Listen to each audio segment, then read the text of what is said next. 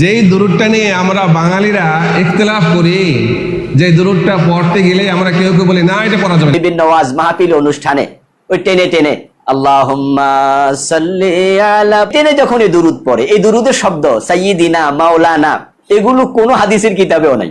বানাই একটা কথা এইভাবে দুরূদের নামে বলে দেয়া, এর চেয়ে বড় জাহালাত আর কি হতে পারে?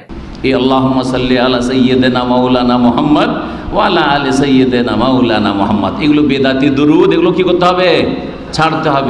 দুরূদের সালাত যেটাকে বলা হয়, নামাজের মধ্যে যে দুরূদটা পাঠ করা হয় সেই দুরূদটাই সহি, বাকিগুলো সহি না ভাবে বলতে চান অনেকে, তবে এই কথাটা সম্পূর্ণরূপে ভুল। সাল্লাল্লাহু আলাইহি ওয়াসাল্লাম শব্দযোগে যত দুরূদ আছে প্রত্যেকটাই সহি। দলিল ইন্নাল্লাহা ওয়া মালাইকাতাহু ইউসাল্লুনা আলান নবী, আল্লাহ তাআলা এখানে সাল্লাল্লাহু আলাইহি ওয়াসাল্লাম সালাতান যোগ করেছেন, বুঝা গেছে? ইয়া আইয়ুহাল্লাযীনা আমানু সাল্লু, এখানেও আল্লাহ তাআলা সাল্লাল্লাহু আলাইহি ওয়াসাল্লাম সালাতান যোগ করেছেন। পাওয়া গেল দলিল।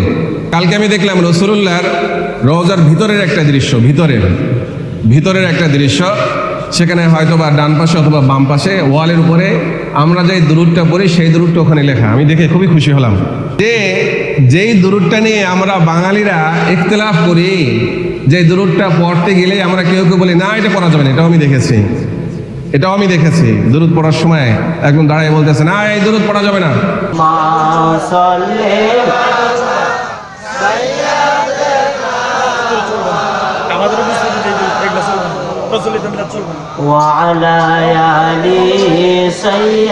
দুরূদে ইব্রাহিম বা দুরূদে সালাত যেটা আছে সেটা পড়তে হবে, অথচ সেই দুরূদটাই রাসূলুল্লাহর রওজার পাশে লেখা। আর কোনো দলিলের দরকার আছে? তো মোহাম্মতের সাথে আমরা দুরূদটা পাঠ করবো। আরেকবার পাঠ করি, আল্লাহুম্মা সাল্লি